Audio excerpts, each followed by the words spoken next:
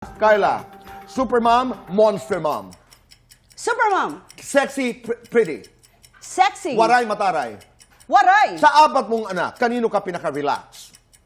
Carlito. Kanino ka pinaka-stressed? Carmela for now. Sino ang pinaka-kaugali mo? Carmela. Oo, hindi. Handa nang umibig muli, Carla. Dahil niyak mo ako? Oo!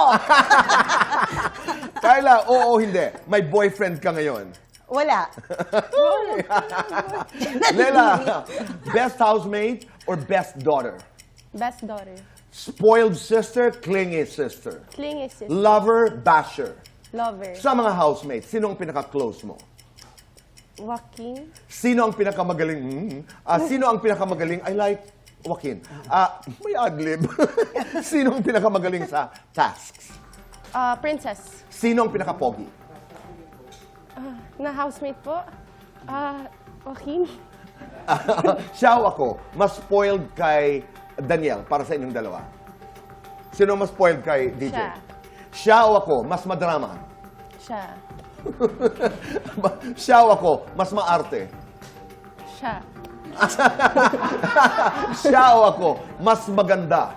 Siya. Hindi na ako. Siya o ako, talagang umagri. Mas chismosa? Siya! Ikaw talaga yun. Carla, ito, doon ka muna, ha? Carla, lights on or lights off? Hindi ko kaya sagutin. Happiness, Pasa ko dyan, pasa ko dyan. I understand. Okay, thank you, Happiness or Tito Boy. chocolates?